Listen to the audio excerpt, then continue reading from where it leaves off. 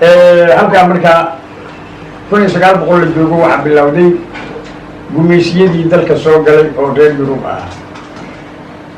Iiraan gumeysigii ugu horreeyay oo soo galay wuxuu ahaa Talyaaniga.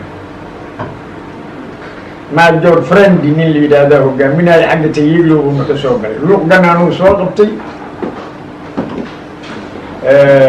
aalta Juba dhamuu soo maray.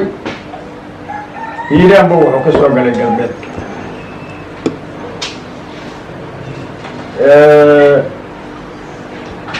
kun iyo 914 ciidana qormo kala soo gashay oo abaanduulkii Sayid Maxamed Cabdulla Xasan uu soo galay Iiraan.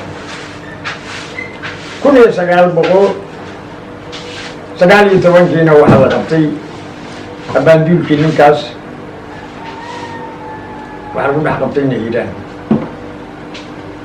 1927 dagaalkii colonisimka ayaa bilowday ayadana qormo kale leedahay Iiraan. 1933 ayadana dagaaladii weli colonisimkaa socday ayadana waxay leedahay qormo kale oo taariikhdu ay xusayso. 1939 ilaa 43 oo lagu jibiyey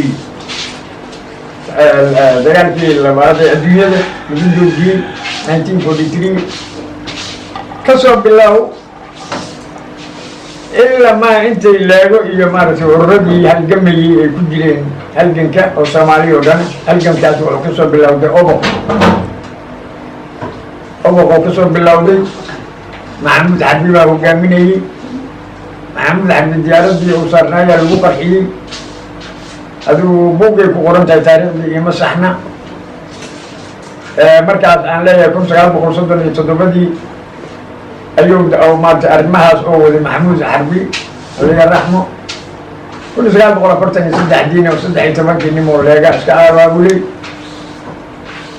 ayadana qormay leedahay ilaa caalamsaarkii dibidantiga 30 sano oo dowladda maaragtay dimuqraadiyadda ay shaqaynaysay 9 sano oo dowladdii barlamaantriga ahayd iyo 20 sano oo dowladdii republika ahayd ayadana qormay leedahay.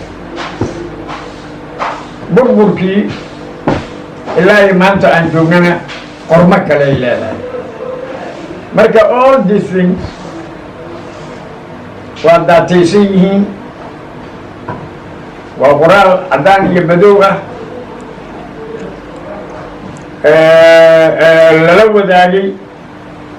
dhammaan intaasoo dhanna salka waxay ku hayeen dagaallo.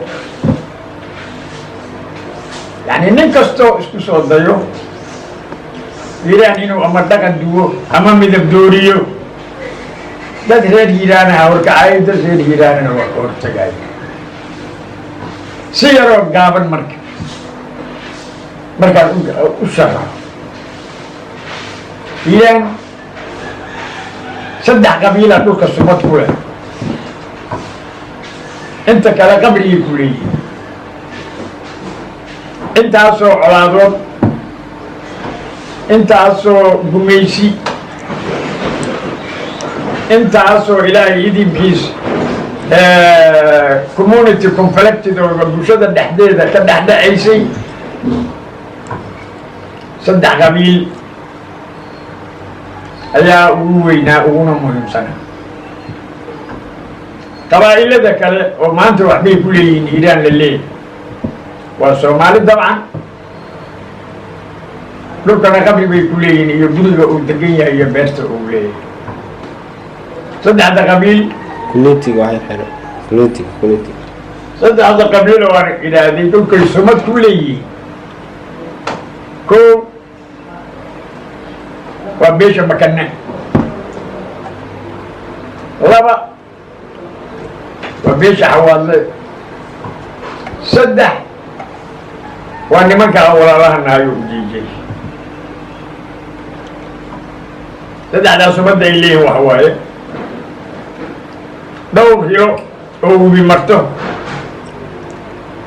bahal boodo oo masaa looga tegi jiray maskaas makanaa dilay maxaad jifada ah gaar ahaan gacalwaa burdhiinle sidaan taariikhda ku hayno qoraxsin buu ku yiil niman culumaa u yimid macallinkii dugsiga reerow khayr oo jejeen ka soo jeedo waxaa li haddaad diin taqaanid burkaas barigkeen ilaahay buu u baryey 2 ragcoo sunnaan waa u dukayey idamka ilaahay halkaa ku imaada saad aragtaan burdhiinle webigaa la wareejiyey burta lama soo xambaaray webiga le qowsayn loo dhigay dhagax jiidka iyo biyo jiidkii waa ku yaalla xawaadle waa geedka baarka ah 9 ilmo Soomaale iyo daarood boqorkii Soomaaliya isugu timid oo ugu horreeyey ciise wahaan buu ahaa maxaasaa lagu duubay wallahi intaan la eego 5 qaaradood iyo cirka iyo badda jiro 44 dab buu ahaa ciise wahaan maxaas baa lagu duubay sida la sheego waa suuxiyey markuu soo naaxin ilaahu geedka boqorkiisiisii geedkan baarkaa oo aan la aqoonina bud ka soo tiri maxaas 114 geeda hadda maxaas ku taal baar haddoogaa mid kalaa dhalanaa biqudratillah boqortooyada labaad oo boqortooyada xawaaldo ku soo xigtay waxaad ciise madoobe diri dhabo boqortooyada saddexaad waa imaanyaad abgaal cismaan imaanyaad si kastaba ha dhacdee boqorka markaa koonka joogo ayaa dhaqanka iyo diinta hayay markaas Soomaalida